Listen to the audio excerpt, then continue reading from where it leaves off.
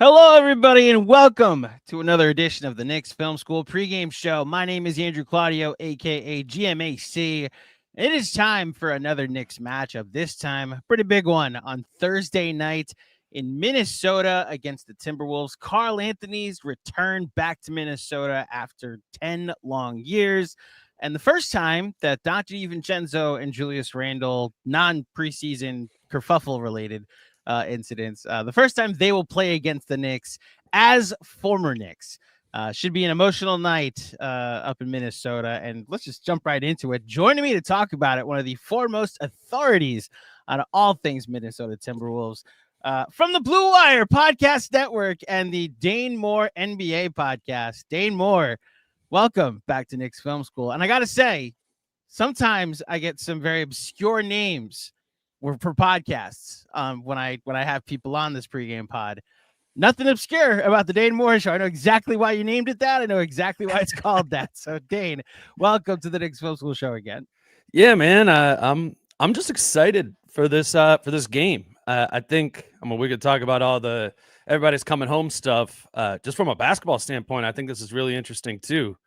We spent some time of I don't know who guards who. Yeah. Rudy Garden Cat. How is this all gonna go down? Which I think sets the stage for what this really is also two good basketball teams that at least fancy themselves, contenders in the NBA, coming together on national TV with a lot, as much as can be on the line on December 19th. It's gonna be I think it's gonna be fun from that standpoint too. I was going to say, we just went through 2 months of pretending the games mattered when the court was a different color. And, now we can get back to basketball games that technically are just regular season games. But to your point, these are just two good basketball teams. Right. And in fact, let's stop. I was going to go to the storylines of the homecomings and whatnot first, but we can start with the X's and O's. The Knicks, obviously, they got off to a 4-5 start, and then like gangbusters, their offense has just kind of led them to where they are. I think 5th in net rating at the moment. I was combing through some Timberwolves stats, and they had the 8-10 start, and the locker room quotes and whatnot all were happening.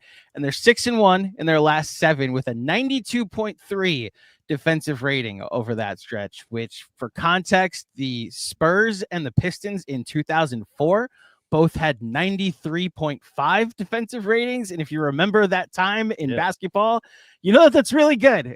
That era was really low scoring. For this to be this is pretty impressive. I mean, to the Knicks fan that just sees headlines and just sees some box scores, to then see them go on this 6 out of their last 7 and seeing them turn the defense around with that rating.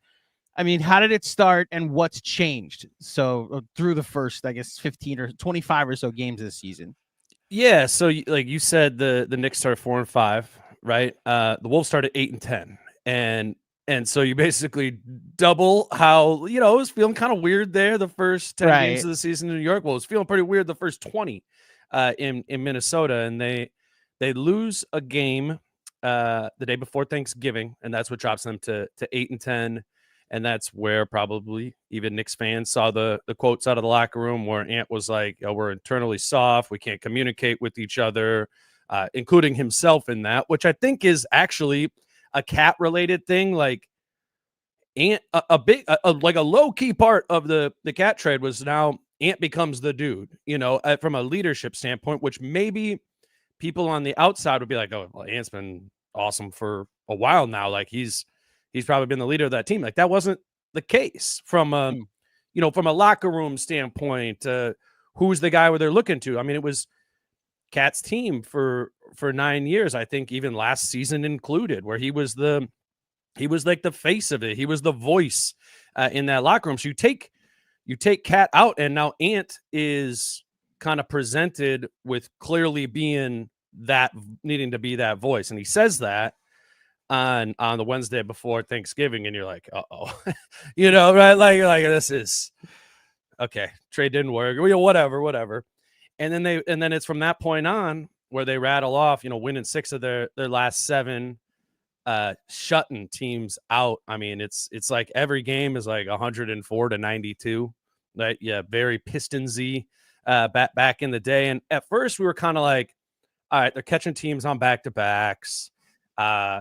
Is this real, whatever? And that's what I'm kind of saying through those first 3-4 games after that. But now it's 7, and it's been weeks now where they've been muting teams offensively, and leads into becoming a real test in this game where you're playing a team in the Knicks that are just as hot offensively as you are defensively as the Wolves. And it's gonna, that's a big collision. It's a test. It hasn't been the most difficult road for the Wolves that they've won. They've gone 6-1 in their last 7, though it's both things, right? Like, they're playing defense better. They do still need to be tested a little bit more, and look no further than tonight. So I'm actually going to push back on the quality of competition for a second, because I do agree with you. Like, the Laker wins, I'm not putting asterisks on it. What was going on with LeBron during that stretch, well, I guess we'll just never know. But the impressive part that stood out for me was, like, the Kings are 6th in offense right now. That is a Warriors team still with Steph Curry on it. And throughout this stretch, like, even Wembanyama, if you want to put that as part of the stretch, of these 7 games, only one team scored more than 100 points, which I think Warriors. Well, so like to your point about this being like just a good basketball game and a good test, the Knicks are coming off this matchup against the Hawks in the NBA Cup, where it was like the first time we saw a team really shut their water off. Right. And the Timberwolves are facing a team who has this high-powered offense. So it actually works out that all the pomp and circumstance of Cat coming home and Devo and Randle playing the Knicks for the first time since trade and that preseason incident, it also works out as like a good test for both teams at the same time, where the Knicks get to play another elite defense and the Timberwolves get to test this improved version of their defense. So I guess leading into this game, like, what do you expect to see? Like, how do you think it'll play out tonight? Well, okay. So part of it, of what started to make it believable for me defensively, right? And, we're kind of forced to talk a lot about defense here because that's the identity of this team, man. It's the number 1 defense by a mile last season. Like, it's interesting covering a team that is so defensive centric and has been for years. It's like, my eye just starts going to that stuff more and more night after night, because it's what has determined wins and losses for, the 3 seasons that Rudy's been here. And so it was obvious at the beginning of the season that, one, communication was a problem just amongst the players. And that was showing up defensively, I think, specifically in the Randle Gobert dynamic of, kind of playing in coverage. And now Rudy's up and Julius has to rotate down to the rim. And it was just like, beginning of the season, it was just like drop off central. Julius is late to get over there. He overexposes himself over there. It's the corner. It was just, it was a real issue. And that, from a basketball standpoint, is a communication issue. The relationship between the 5 and the 4 in that context is directly communication. So to Ant's point of we can't communicate about this, he was talking about a basketball thing as well. Now Julius has gotten significantly better in that way over the last 7 games when they've been playing a lot better. And I think that's been a big part of the shift. And frankly, part of the question that some of us had is like, can Julius do any of the stuff that Karl did last year defensively for the Wolves? And it was a pretty open question, on Thanksgiving. And to Randle's credit, like, he stepped up in that way. He's understood that is something that this team needs to be good. And I think by Randle embracing that more than he had previously, he's not a perfect defender, he's not a great defender, but just by doing his job, I think it's really let not only Rudy Gobert, but Jaden McDaniels kind of loose a little bit to be, I don't know, man, 2 of the 8 best defenders in the league or something like that. And that's really picked up by Randle doing his job. Rudy's been able to do his job at an elite level. And now Jaden McDaniels over these last couple of weeks has been hooping, and he was an issue at the beginning of the season as well. So some of the stuff, really the issue with this team at the beginning of the year was like, what's going on with this starting lineup? It was like, Jaden's not shooting it. Julius isn't really a shooter. Rudy never shoots it. We're like, man, I don't know if this can be the starting 5. And the only way that this can be the starting five is if they're elite defensively, which again, in this moment of time, they very, very much look to be that. It's so interesting that this has become a styles make fights matchup tonight. That you're talking about how elite they have to be defensively for this to work. And every game that the Knicks have played this year, it's like if the offense is where it needs to be from an elite standpoint, then like the deficiency on defense, we can kind of live with it as it's learning how to get like one spot up each week in the defensive rating rankings. You mentioned McDaniels hooping lately. That I'm assuming you mean on the defensive end, unless you want to enlighten a little me bit on of the both. Offensive end. Okay, it connects with him. Finch has always referred to Jaden as a barometer of the offense, and obviously he's like your defensive guy. He's kind of like your, he's like your souped up 3-and-D guy, and you see that around the league. Like when that guy gets going offensively as well, things get a little bit more dangerous with those teams' offenses as a whole. Jaden has more in his bag offensively than you would assume if you just like pull up his box scores or whatever. Like since he's been a starter on this team, he's been like the clear fifth option, forever. But this team the Wolves team does not run at all in transition. Jaden can do that. He can get out. He can force fumbles, steals, pokeaways, get this team moving a little bit.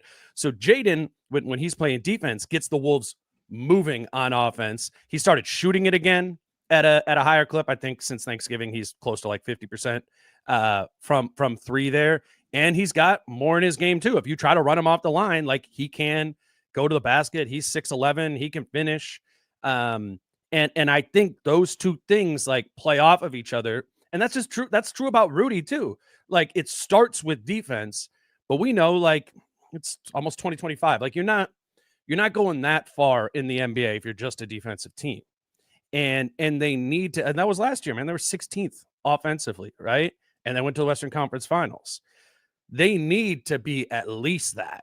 And they have not been that this season and are just coming around to the where we can like reasonably suggest the idea that this could eventually be, a top 10 offense.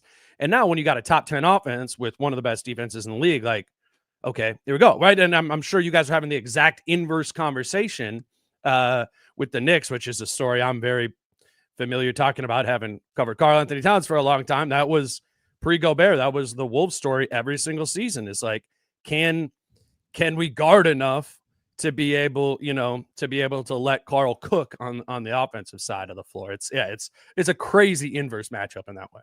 Well, let's get into the headliners for this matchup. It being Cat's return to Minnesota, and just some housekeeping on what you mentioned on where you need to be on an offensive rating. The Wolves are 19th. To any Knicks fan listening that doesn't know, and even during the stretch we're talking about, where they're far and away the best defense. Yeah. They're 26th in offense during that stretch, which again, it goes to how good a stretch defensively this has been. Again, the 2004 Pistons is what I just referenced.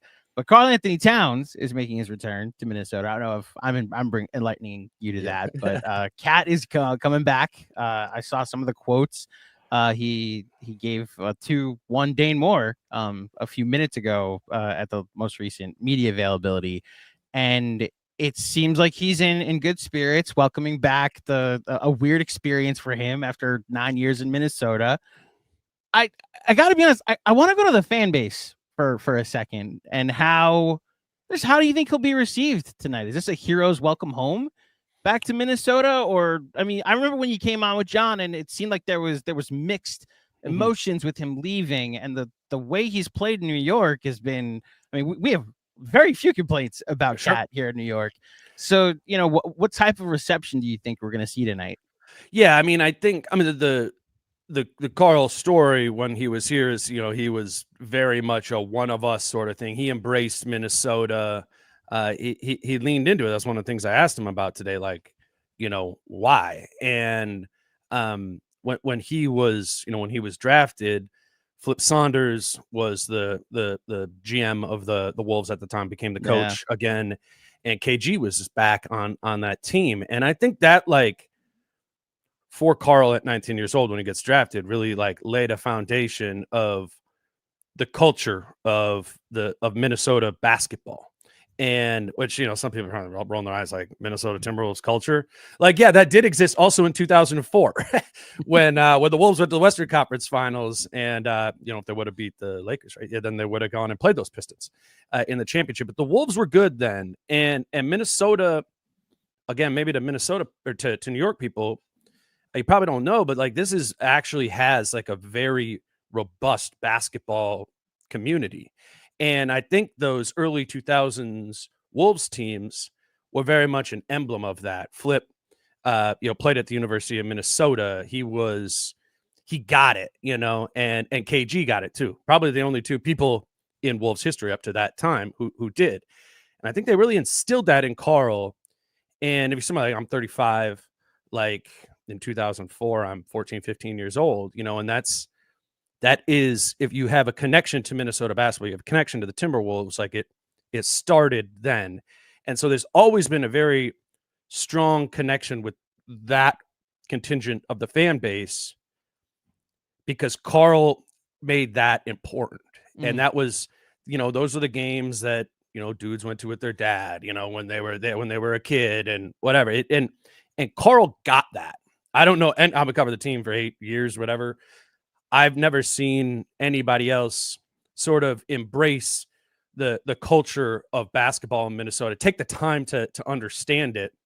And so there is a deep love for Karl in that way. Sometimes I got jaded by some of the stuff he did on the floor, or some of the, they never got to where they wanted to go so many times. And Karl kind of became the punching bag for the frustration that was the 9 years that he was there.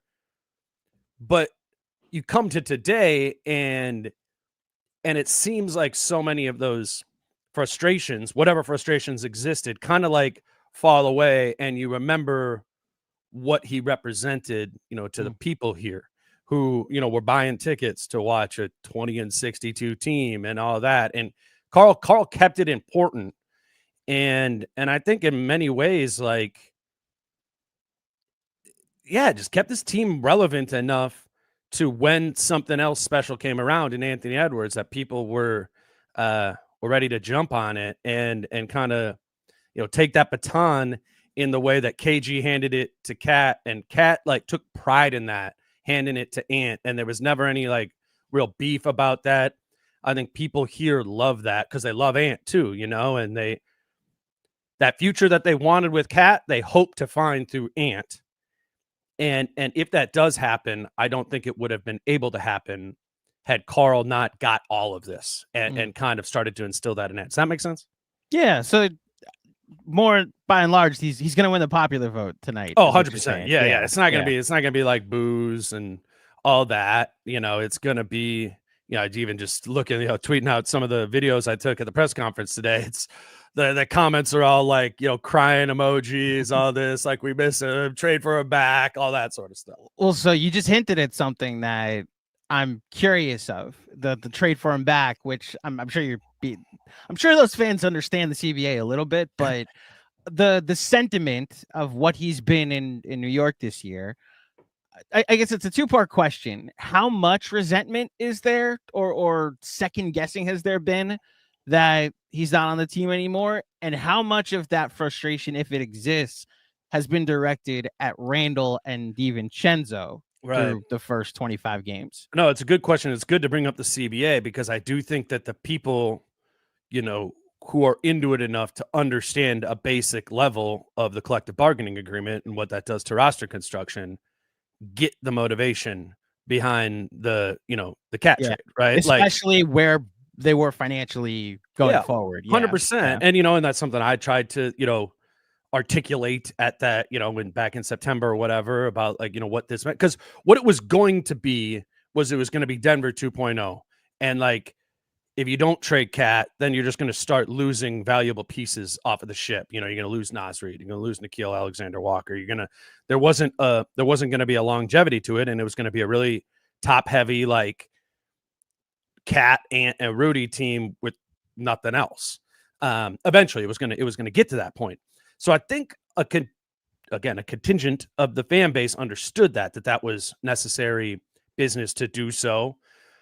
And we're like open-minded to seeing what DiVincenzo was going to be, what Randle could be. But mostly we're at least encouraged by the idea that it meant, all right, going to be able to keep Naz Reid, who's like total folk hero here, be able to keep Nickeil Alexander-Walker, maybe, who's having an awesome season for the Wolves too, in that sort of way.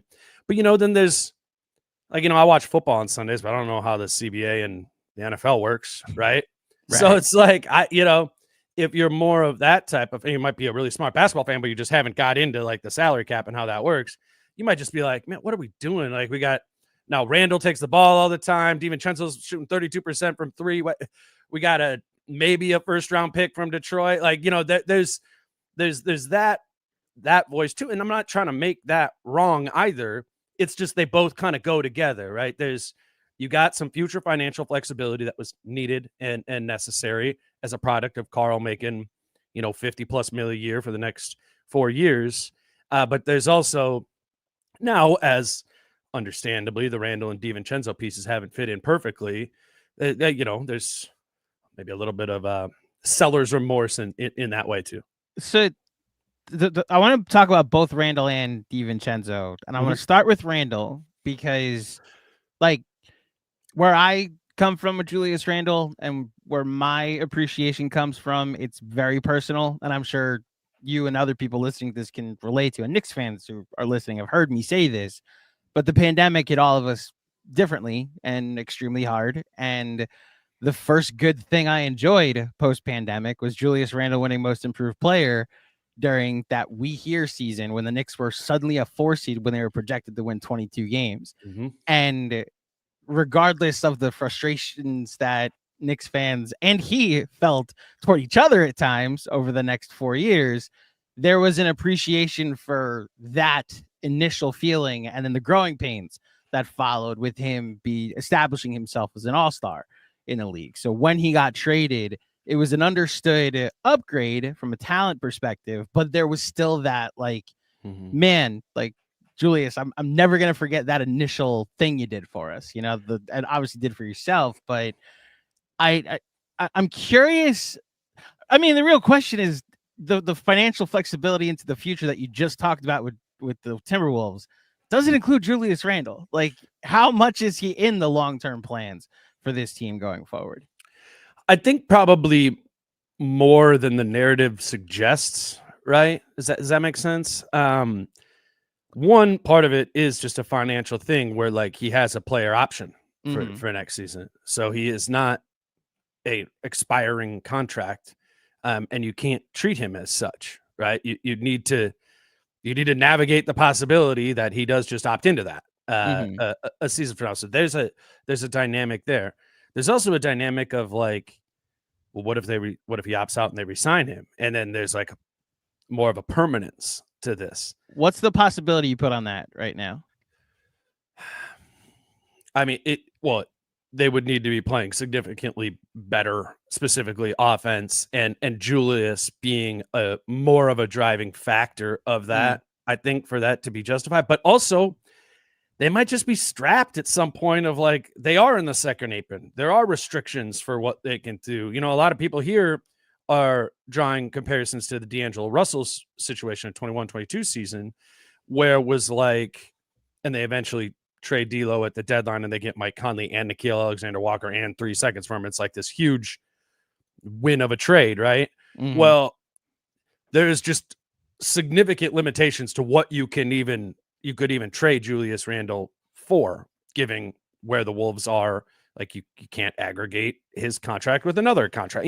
That in and of itself is preventative, and we don't need to go into that like whole legal document of how the CBA impacts things, but it does. So I think, like, organizationally, they have a healthy, open mind to the idea that Julius could be here, longer term.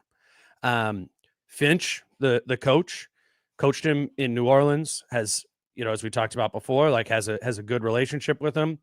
Julius kind of got his career back on track when Finch coached him in New Orleans with the Pelicans. So I think there's more of a collective wanting to make it work with Randle than maybe there was with Russell 3 years ago.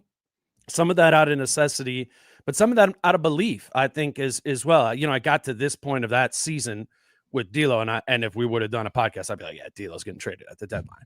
I don't know that. I mean, I wouldn't. I don't know. I don't think I would bet on that right now that Randle will get traded at the deadline. And instead, I think internally they're very encouraged by the turnaround that we're talking about since Thanksgiving. That hasn't been driven by Randle, but it hasn't been prevented by him either. And I think that's the biggest fear for Timberwolves fans, is that Randle could get in the way of progress with this group and the immediate and in the the middle term, the next few years. If they sign him, can you bring back Naz Reid? Can you do some of these other sort of things? So I think a TBD, and there's still 2 months until the trade deadline. Then, and there's 6-7 months until he's got opt-in or not to that player option. So I think it would be wrong to not have to be open-minded about finding ways to make this work. And I think they are finding ways to make it work. They're playing better, and he's a part of that. Well, this was one of the things I believe you talked about on your reaction podcast, not with us, like your show that you did right when the trade was made.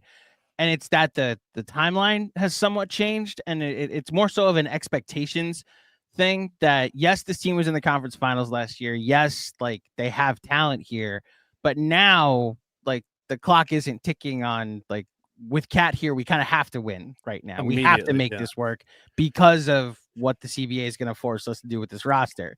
This now, while they may have taken a step down in talent and potentially ceiling, like who knows what happens in the playoffs, but they now have, if they want, they could take the year to figure it out. Like there's nothing forcing them to trade Randle. Am I reading that correctly? Yeah, I mean, there's more flexibility is the way I would put it. And that was the intention of the trade, when I talked to the people around the team. Now, there's still some immediacy, I think, a lot of immediacy necessary with this.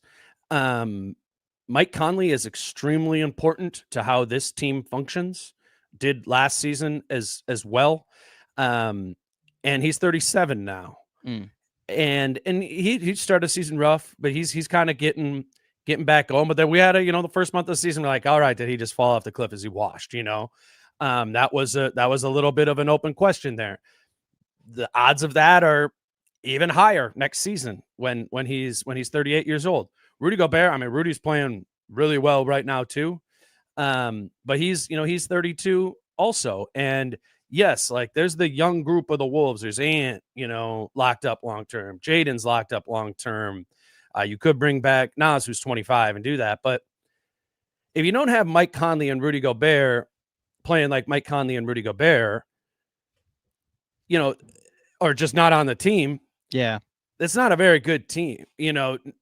At least right now, Naz, Jaden, and Ant as your group there, like the second window we talk about it as is intriguing, but not necessarily awesome. They need some things around it. Right now, they need Mike Conley and Rudy Gobert. So I guess they got room to like pivot off of this. And Ant's 23. You don't want to. They got to be planning long term with him, but there's still a very healthy amount of urgency with this team now. They're trying to win now. I don't think it's accurate or fair to say like they can just take a year to figure it out. What Finch has said is what we realize with Ant is it's important to have a bite at the apple every year. Kind of like the Celtics thing, right? Like go, get there, eventually break through. They don't want to do the like, we're going to be good for 2 years, we're going to be bad, we're going to be back up for 3 years. Like they're not going to do that. They want to have consistent bites at the apple, and they do still view this year as an opportunity to have a bite at the apple. And that's fair. Like I think Randle's going to only play better and better over the course of the season. I don't know how high that ceiling gets. Man, DiVincenzo, I'd be shocked if he doesn't play better than he's been playing right now. Like they're not in that bad of a spot right now, and familiarity is going to only grow. They're only going to get better over time. So I don't think this year is like a dead year by any means.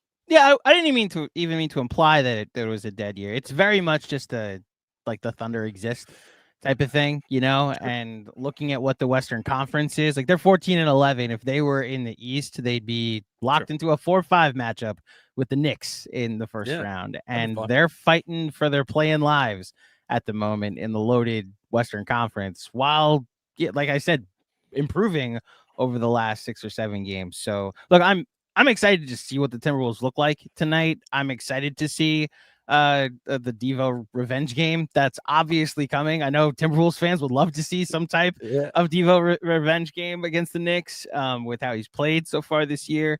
The Ant taking so many threes, like we had an X's and O's Q&A last night, and we actually talked through why that's probably, I mean, you tell me if we're reading this right, but Give it the to me. the fact that you trade Cat, and especially for Randle, like your spacing then becomes Randle and Gobert next to each other. And then when McDaniels also isn't a floor spacer, you kind of need your two guard to be taking as many threes as possible, especially at the efficient clip that he's taking. And I'm assuming even when he's sharing the floor with DiVincenzo, who has the gravity, the fact that the results haven't led to what you were hoping you were getting from him almost makes him taking 11 or 10 threes a game even more important, right? Yeah, for sure. No, I mean the 3-point shooting, spacing or lack thereof is a big part of it. The main thing though, even more than Randall what he shot from 3 or Jaden what he shot from 3 is Rudy's in the dunker spot. Yeah. And that is present when the 5 is in the dunker spot, the 5 that's guarding Gobert is at the rim. So if you're Ant, right, like, and you got the ball at the top of the key and your option is, all right, I can get to this step back here, semi-contested by the guy who's on me, or I can go by that first guy, get through the gap help, only to be met by the center at the rim. Like, that's a lot harder, to do. And Ant has been taking, part of it is he's just taking the path of least resistance, and he's hitting the threes at this like super high clip. I think eventually at some point in Ant's career, he's going to play in a spread floor look without a Gobert at the 5 sitting in the dunker spot there, or in the slot, or just with the big being able to play off of him, kind of like Shea and OKC.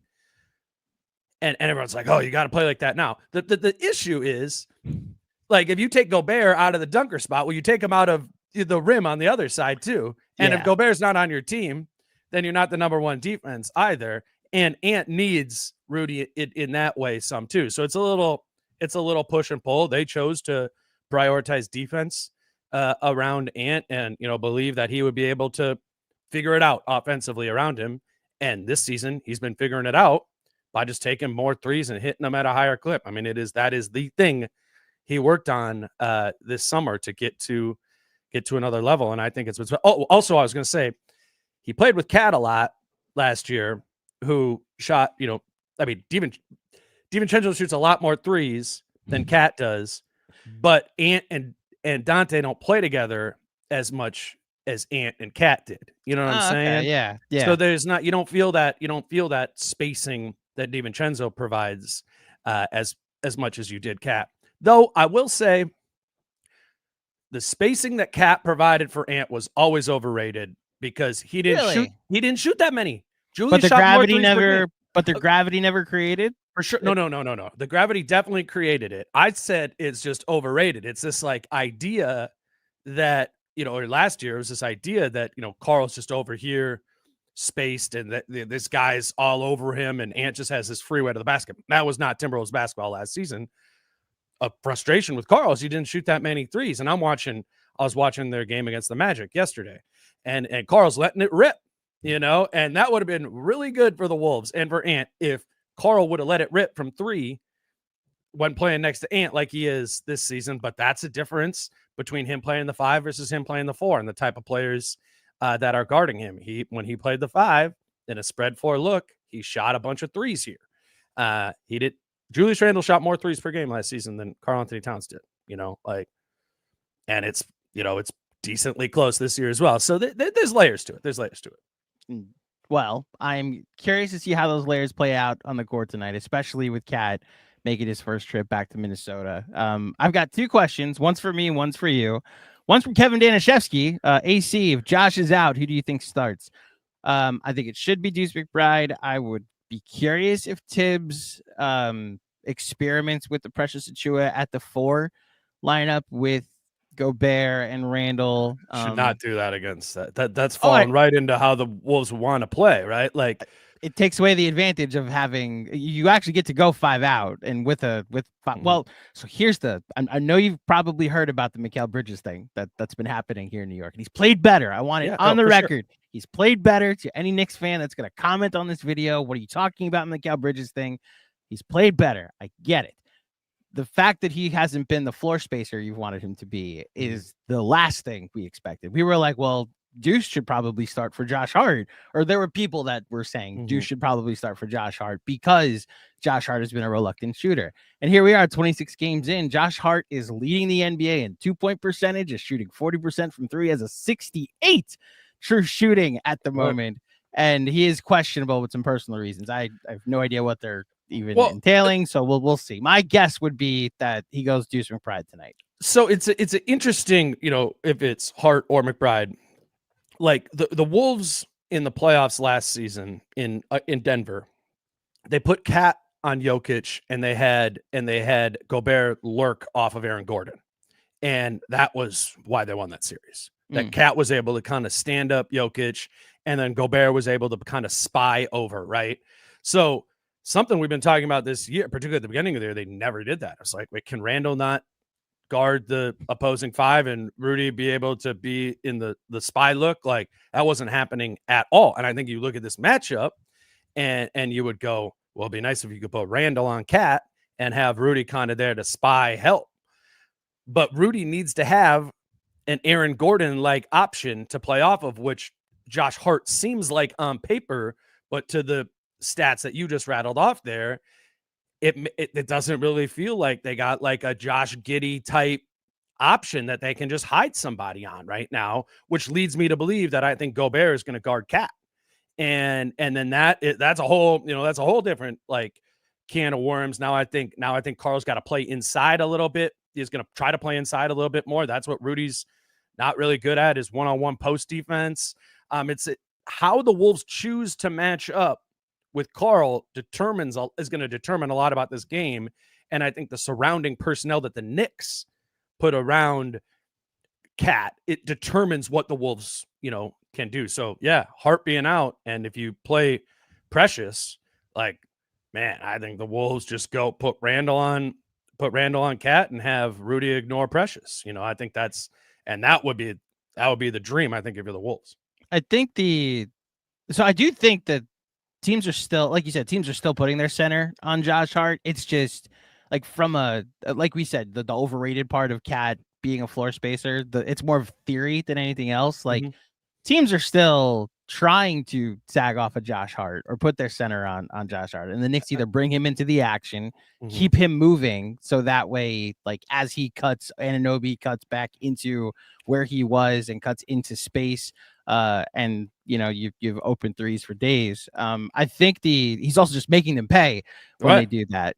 So him not playing tonight, we'll see what happens. But Deuce can shoot too, that's the thing. Like, if they actually have the theoretical version of what people were talking about before the season, where you have 5 expected good shooters on the floor, Deuce can be that spot. And huge for Karl, man. That's so huge. And I gotta say, I'm kind of intrigued by an Anunoby on Randle matchup, because he's been good with physicality. He's just also much better as a roamer. I see people in the comments saying that Mikal Bridges, they don't want him because of what his point of attack defense has been this year. They don't want him on Ant. I would be shocked if he isn't on Ant to start the night, and then you let Anunoby be your roamer. But we'll see what happens. One question for you, and then we'll get out of here. Cool. Hey, gents, I have a question for Dame. Obviously, and this is from Jai William. Obviously, Minnesota misses Cat off and on the floor in a number of ways. What do you think the Timberwolves missed the most about Cat on the floor? I would say defensively, it's what I was just talking about. That gear that they had, I think, is what made them special, was Rudy and Karl being able to interchange who is guarding the 5. Again, it's something I learned covering Rudy. Like, great defender, but like one-on-one in the post against Jokic, against Sabonis, Embiid, Karl, like Rudy can't handle that one-on-one. Hmm. And to be able to be like, not that like Karl could shut that off either, but if you put Karl there and kind of hold him up enough, Just be big. Yeah. just be big, right? And then Rudy can help that. I think that was the biggest thing there. Go ahead. To clarify, you said that they haven't been putting Julius on centers. Like they just started. Oddly. Okay. How's he done? Because that Tibbs never played Julius at the 5 last year. Yeah. For 5 years, I should Well, say. Even when the Obi Toppin movement came, it was like, yeah, right. No, I'm not letting Julius be a 5. So yeah. The Wolves played the Lakers and the Spurs the last 2 games, and they got to it a little bit with Julius on AD and Julius on Wemby. And particularly in the Spurs game, they started that way. And that was the first time I was like, oh, okay. Like, Finch, you're doing this now. Because they played Şengün, Cook, Gobert. They played Sabonis twice. Sabonis, Cook, Gobert. Like, it feels like something that this team needs, again, to be an elite defensive team. So I found it really encouraging, specifically the last game, that Julius did that. Because I think you need that against the Knicks. But we're talking like a game and a half, a couple of quarters, okay, 15 possessions that Julius has done. I mean, I don't know. Maybe over the course of the season, it's maybe a little bit more than that. But they intentionally got into Julius on the 5 or Julius on Wemby with Gobert roaming in that Spurs game, and they killed him. They killed that Spurs team. I think that is something that the Wolves need out of Julius that they got from Cat. And I would say, just in general, I wouldn't even say offensive stuff with Karl. I would say just when Rudy was off the floor, they got 15 minutes a night of Karl at the 5, playing good defense, and then also being the weapon he is offensively as a 5. Like, he's much more dynamic offensively as a 5. It was huge last year that they didn't lose a beat when Rudy went off the floor and Karl came in at the 5 there. It's been messy this year at times when, the 15 minutes a game when Rudy's off the floor, and it's like, is Naz Reid the 5? Is Julius the 5? Neither of them are 5s. They're maybe like even more 3s than they are 5s. So they miss that. They miss that part of Cat. I think they miss Cat defensively a lot. And maybe I'm just saying that because the offensive stuff is intuitive that they're missing too. But you probably be like, what are you talking about, Dan? The number 3 on defense, 22 on offense. To the identity of the team last season that made them exceed all expectations, it was because of the defense, and it was in large part due to Karl figuring out how to be a big part of that next to and without Gobert. That was really big last year. Well, we've enjoyed the offensive exploits of Karl-Anthony Towns here in New York so far this year. Man. And we look forward to the defensive exploits that you're alluding to eventually showing themselves. What about Mitchell Robinson? So the experiment suddenly gets detonated if you decide to go to Mitch at the 5, Cat at the 4. Like, you brought him here to be the 5 and be the best offense. But what if it's just history. A gear, man? What if it's just like it's a look? No. It is a look that you want to go to. I want when if they play Philly in the playoffs, if they get their shit together, like I want the Mitchell Robinson matchup against Embiid. If you're playing the Celtics, I don't need a rim running center on the court ever. I just need the best offensive weapons out there possible, which I think that's why it's not a trade Mitch or like I never want to see it. It's an option. It's not the starting. It doesn't need to be the primary. Yeah, exactly. That's more where I go to. And I'm just saying, man, to your listeners, like go watch some clips from Wolves Nuggets last year. Oh, we do. That's why we haven't given up on it yet. Right, I promise you, we haven't fully given up. I'm just saying from the outside, like that was big. That was really big for this team. I think they will appreciate that gear, and Karl's going to know how to play it. Plus, you got the perimeter defenders around it. It wasn't that Karl was in and of himself awesome at it. It let Rudy do his thing, and it let Ant and Nikhil and Jaden and all this other awesome wing defenders like the Knicks got, to kind of do their thing and fly around them. Like, I don't know, man. I think the Knicks need that gear. I think they need that gear. Come the right stakes. Yeah. I agree. Well, Dane, thank you so much for joining me for this edition of the Knicks Film School pregame show. Before you get out of here, where can they find the Dane Moore NBA podcast? On the internet. On the internet, indeed. We're all over, just like you guys. Spotify, iTunes, YouTube.